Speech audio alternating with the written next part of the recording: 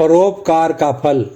इस संसार में अपने स्वार्थ यानी मतलब के लिए कौन नहीं जीता, लेकिन जो दूसरों की भलाई के लिए जीता है, वास्तव में जीना उसी का सफल है। हम सबको परोपकार के कार्य करने चाहिए। इसी संदर्भ में मैंने एक कहानी पढ़ी थी, यहाँ मैं उसी को कहने का प्रयत्न कर रहा हूँ। दक्षिण भारत के किसी गांव में एक निसंतान किसान दंपति रहते थे। एक बार किसान बहुत बीमार हो गया। उसकी आयु भी काफ़ी हो गई थी, अतः अब उसके शरीर में इतनी ताकत नहीं थी कि वह बीमारी से संघर्ष कर सके। उसने ये अनुमान लगा लिया था कि अब उसके बचने की कोई उम्मीद नहीं है। वह सोचने लगा, मेरे मरने के बाद मेरी पत्नी का क्या होगा, वह बेचारी भी तो वृद्ध हो गई है। ये सब सोचते सोचते उसने अपनी पत्नी को बुलाकर एक डिब्बा दिया और स्वयं स्वर्ग सिधार गया। यह सब देखकर किसान की पत्नी दुखी होकर विलाप करने लगी। उसके रोने धोने की आवाज़ सुनकर पड़ोसी एकत्रित हो गए और उन्हें समझने में तनिक भी देर नहीं लगी कि किसान का परलोक गमन हो गया है। वे सब उसको सांत्वना देने लगे और कहने लगे कि अब विलाप करने से कोई फायदा नहीं, जो होना था वो तो हो गया, अब तो आप इनकी अंतिम यात्रा की तैयारी करिए। यह सुनकर उसने किसान का दिया हुआ डिब्बा संभालते हुए घर के अंदर रख दिया और लगी तैयारी करने। देखते ही देखते पड़ोसियों ने सब सामान जुटा दिया और ले गए किसान को अंतिम यात्रा के लिए।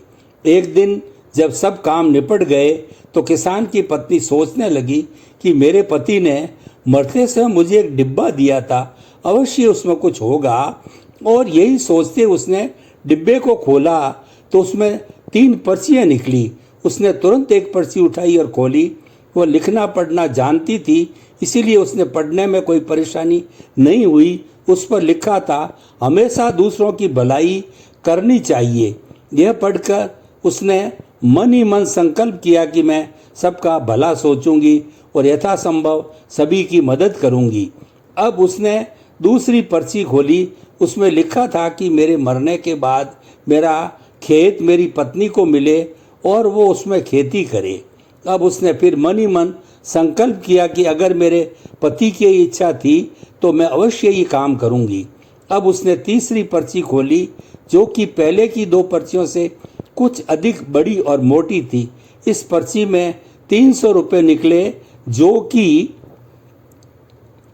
एक कागज में लिपटे हुए थे तथा लिखा हुआ था कि इन रुपयों को किसी अच्छे और नेक काम में लगाना। यह देखकर उसने फिर अपने आप से कहा कि मैं अवश्य इन रुपयों को नेक काम में लगाऊंगी। इसके बाद किसान की पत्नी ने देखा कि घर में कम से कम 1 साल के लिए भोजन की कोई कमी नहीं है। पर्याप्त मात्रा में गेहूँ, चावल, नमक, हल्दी आदि रखे हुए हैं। उसने सोचा, अगर मैं अभी से खेत बोने की तैयारी करूं तो अगले वर्ष तक मेरी फसल तैयार हो जाएगी और तब तक के लिए मेरे पास खाने की कोई कमी नहीं है। लेकिन एक समस्या थी कि खेत को खोदे कौन, बाकी काम तो वह कर लेगी। वह यही सोच रही थी, तभी उसने सुना कि बाहर कुछ शोर मच रहा है। वह घर से बाहर आई और देखा कि एक सूअर अपनी जान बचाने के लिए इधर उधर भाग रहा है और कुछ लोग उसे पकड़ने के लिए उसके आगे पीछे दौड़ रहे हैं। किसान की पत्नी ने उन लोगों से पूछा, तुम इसे पकड़कर क्या करोगे? वे बोले, इसे पकड़कर हम बेचेंगे, उसका अचार थोड़ी ही डालेंगे। किसान की पत्नी ने मन ही मन सोचा, किसी की जान बचाने से अच्छा काम और क्या हो सकता है। ऐसा सोचकर उसने उन्हें 50 रुपये देकर सूअर को खरीद लिया। यह देखकर लोग उसका मजाक उड़ाने लगे कि देखो कितनी पागल है, भला यह सूअर का क्या करेगी। लेकिन उसने कोई जवाब नहीं दिया, चुपचाप अपने घर के अंदर चली गई। अगले दिन किसान की पत्नी ने देखा कि एक चिड़िया बार बार उड़ने का प्रयास कर रही है लेकिन उड़ नहीं पा रही है। तभी अचानक वहाँ एक बहेलिया आ गया और चिड़िया पर गुलेल से निशान करने लग गया। यह देखकर वह तुरंत बोली, अरे ये तुम क्या कर रहे हो? ये बेचारी तो पहले ही अपाहिज है, इसे मारकर तुम क्या करोगे? बहेलिया बोला, करूँगा क्या, मार कर खाऊंगा इसे। किसान की पत्नी ने सोचा, मेरे पति ने पर्ची में लिखा था, दूसरों का भला करना, ये रुपए किस काम में लगाना, क्यों न मैं कुछ रुपए इस बहेलिए को देकर इस चिड़िया की जान बचा लूं।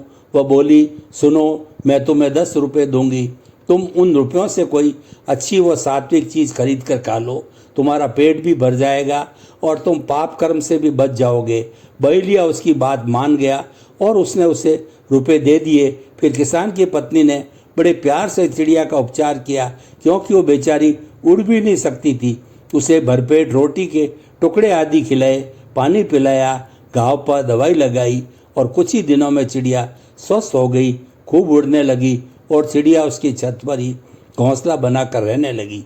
अभी कुछ ही दिन बीते थे कि किसान की पत्नी के समक्ष एक घटना और घटी, और वो घटना यह थी कि उस शरारती लड़कों ने मोर को पकड़ लिया। कोई उसके सुंदर पंखों की चाह से उसके पंख खींच रहा था और तो कोई उसे अपने घर ले जाने की चाह में खींच रहा था। वे सब उसे खूब दुखी कर रहे थे। किसान की पत्नी को मोर पर दया आ गई। उससे यह सब न देखा गया तो वो मन ही मन को सोचकर बोली, देखो बच्चों, तुम इस मोर को छोड़ दो, मैं तुम्हें भरपेट मिठाई खिलाऊंगी।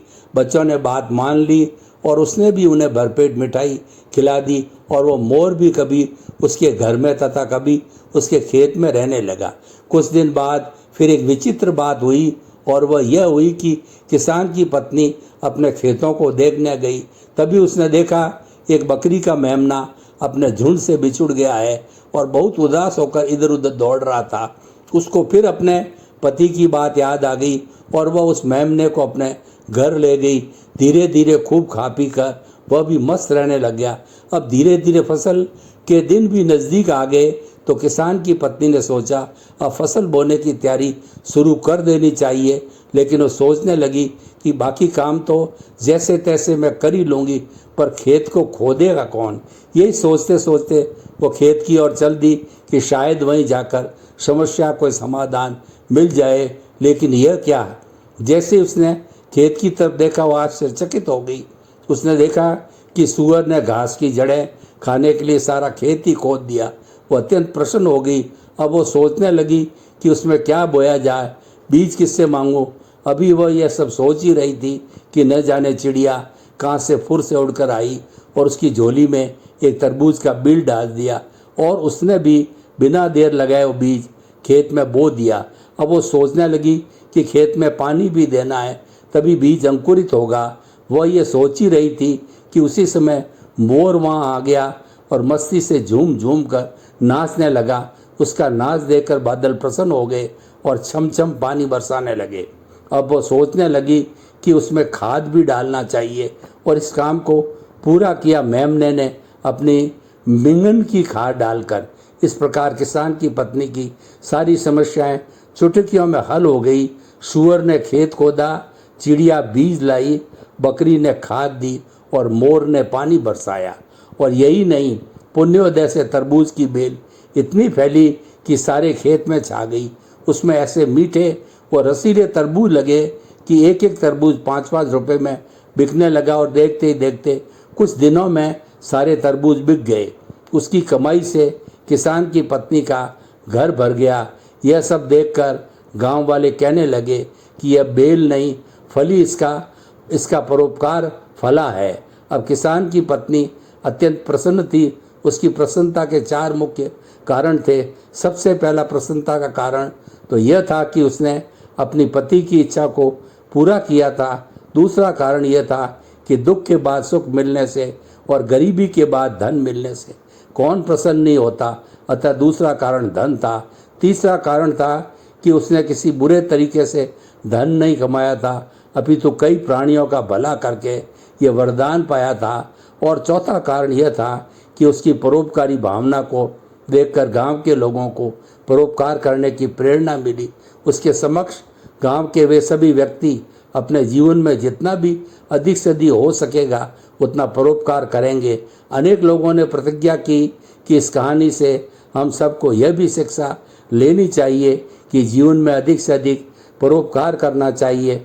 और चिंतन किया जाए तो ये स्पष्ट ज्ञात होता है कि यह सृष्टि परोपकार पर ही चल रही है। हम सब यह कहें कि प्राणी मात्र एक दूसरे पर परोपकार ही करते हैं, अर्थात सूर्य, चंद्रमा, मेघ, पेड़ पौधे, नदी, गायें, पशु पक्षी तथा सज्जन, ये सभी पृथ्वी पर परोपकार के लिए उत्पन्न हुए हैं।